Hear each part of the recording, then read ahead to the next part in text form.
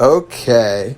Now here I am again doing another show because it's going to end up being like a daily ongoing thing of, just off and on. Every time I think of something I want to share. I used to do this with Twitter, but Twitter only has 140 characters and you can't say shit. It's not really freedom of speech. It's freedom of almost saying something.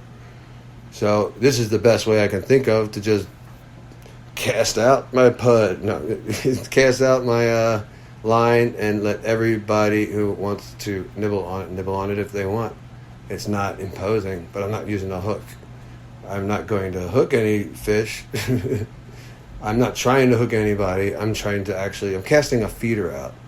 Just like a free worm hanging on a hook. That's not a hook. It's a worm on a fucking, I don't know, something that won't hurt you when you eat it. I don't know. Anyway, I'm just throwing things out there to the wind. And the thought occurred to me just now, while I was talking to myself as always, that, you know what, I went on here with a whole purpose and I forgot it already. It derailed. Tell me that's not fucking ironical. Give me a second while I smoke a cigarette. Ironical? Because it wasn't ironic and I didn't know what other word to use. I say ironical. I don't know why, actually. I don't know what that even means, but no, hold on a minute. I need nicotine before I can speak. Here, listen to a sound effect that means absolutely nothing real quick. That sound effect there is a guy with evil eyes and a fucking top hat, fedora looking thing. Or maybe even a female, I guess, but you can't see. It's just a fucking, like a spy sort of evil, sinister music. But I'm waiting for the nicotine to hit my brain and spark something. So, what was I bitching about again? I really lost it. I don't know. I got 12 minutes left, so I don't remember. See, this is why I should just record right away when I get the itch to record and nobody's around. I'll just hit go live right away from now on, so this doesn't happen again. Because I had a good rant a minute ago, and I'm totally derailed now from it. I can't even think about it. Maybe it's not meant to be or something. But while I'm sitting here, my wife's calling me. Yes, I'm live on the air, just so you know. Don't want to catch her off guard. Yes.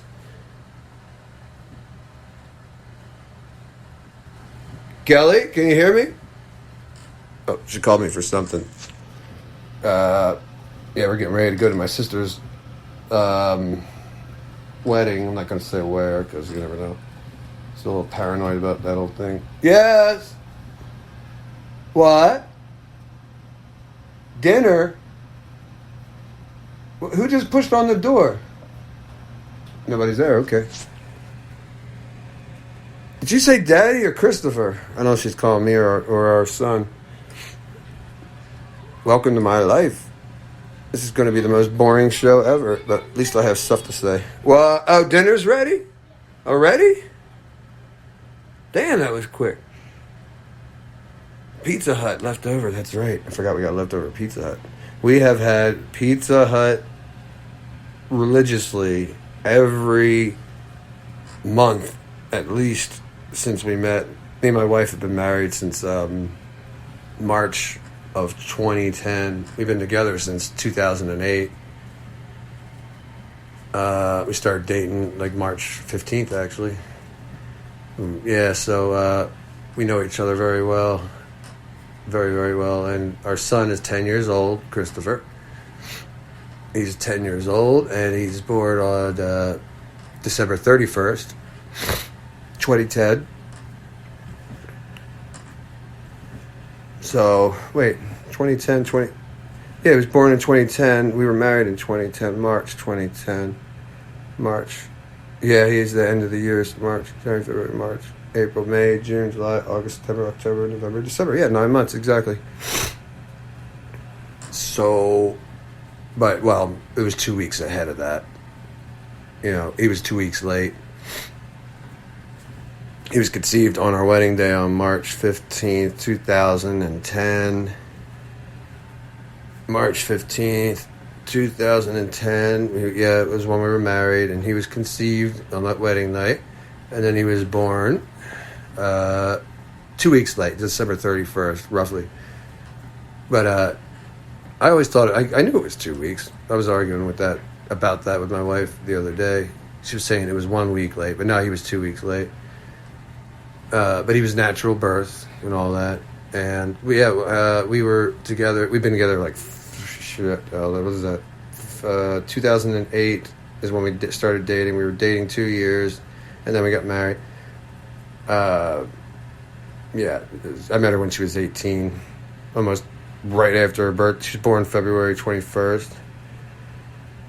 And I was, March 15th is when I actually met her.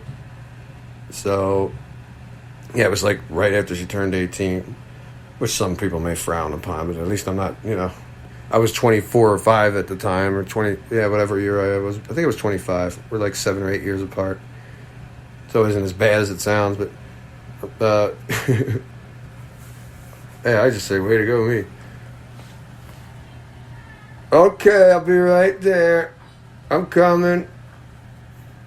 So yes, it's been wonderful marriage, the entire thing. I had so many problems with my own issues with substance abuse and all that stuff, and really I don't personally believe a substance should be the concern of anybody else. Like I like the laws that are guided at encroaching on the will of somebody to do something to themselves if they're not hurting anybody else. Everybody feels the same way. I know everybody feels the same way in the country. There's those who don't because they don't want. They're afraid it's going to take away their freedoms. It's just all paranoia, really. If you choose to do something to your own body, it should be your own choice. And all these. There's so many people out there that they write laws and shit to make people controlled. I mean, they're trying to control people when they're not even doing anything to impose their own will on others. So it's those trying to impose their will onto others that are trying to make laws that impose their will onto these people. So it's kind of like when really these people want freedom. You want freedom to make their own choice for their own body. They're not imposing their will on anybody, yet they're having, it's backwards to me. I always felt that sorry, I'm a little garbled right now because I know I'm going to get yelled at to go eat soon. Dinner's ready, but right. So, I mean, I think personally that laws should be all written to protect a person's free will as opposed to encroach on it. So defensively, defend people whose laws should defend people whose free will is being encroached on or impeded on, whatever the right word is. If a law is written to actually steal somebody's free will and impose your will onto them, that sounds like I think they're bullshit. I mean, really, that's doing no good. I mean, because all the laws in the entire world can be summed up into every law ever written, even the 10 Commandments and stuff like that. Not to get religious again, but I can't help pick apart all the religions, especially this, the one that I'm most familiar with, and I'm not familiar with it at all, but I know the basics, like everyone, from watching the movie every year, 10 Commandments and all that, like Easter time. So I look at that and I think, well, all those laws can be summed up into one simple fucking thing, which is your will. It's free will. Now I think of that and I'm like, damn, well, that's not what they say that God gave us. They say God gave us free will. So why wouldn't he want us to give it to everyone else? Maybe and I start thinking, maybe that's the only thing that really matters.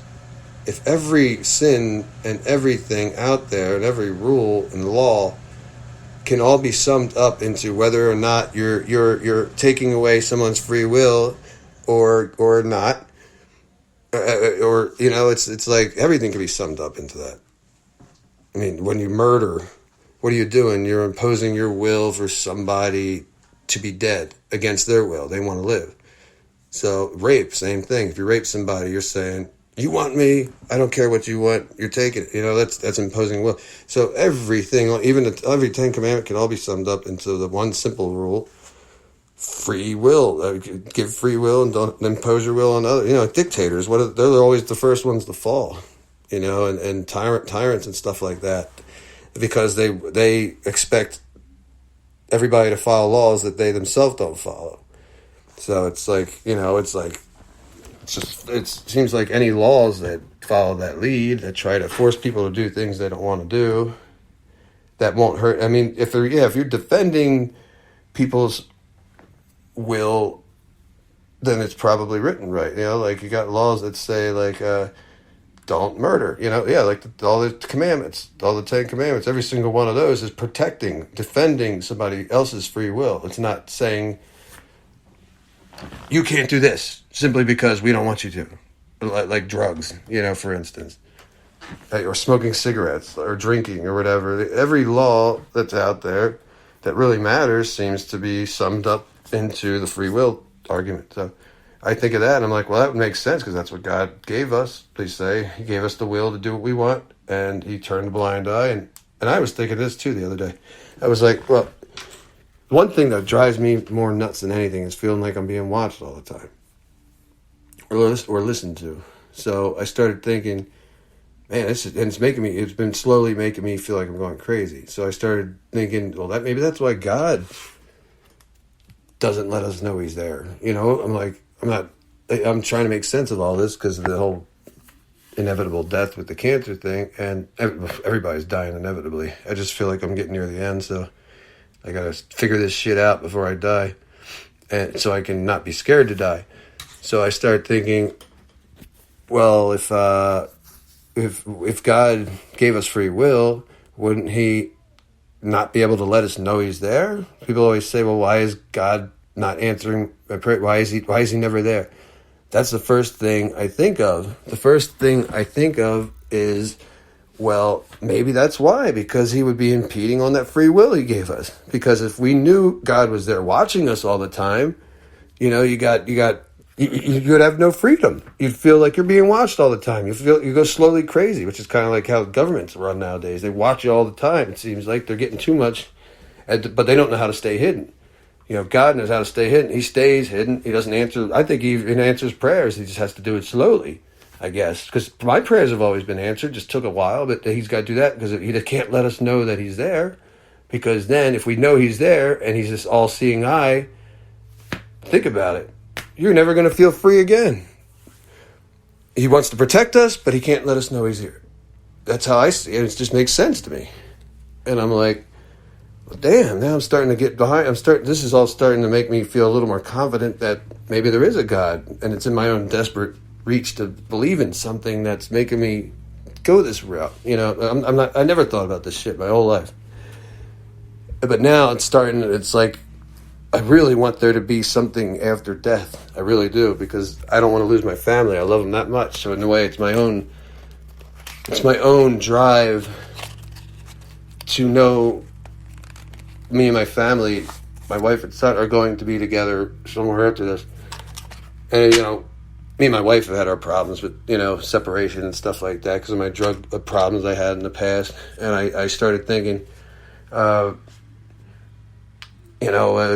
even if things don't work out, I imagine that, it doesn't matter. I don't really care, even if we're apart. Even when we were separated, I wanted to be sure she'd get into heaven or whatever, if it even exists. And that's what I'm trying to sort it all out myself in my own head. So I'm thinking, I don't know. I only got 15 seconds left. But the whole free will thing came. All this is coming to me just because I'm desperate to believe in something at this point, I'm near the end. And, okay, I'm also near the end of this little clip, so I got to go. There it goes. 2 seconds. 1.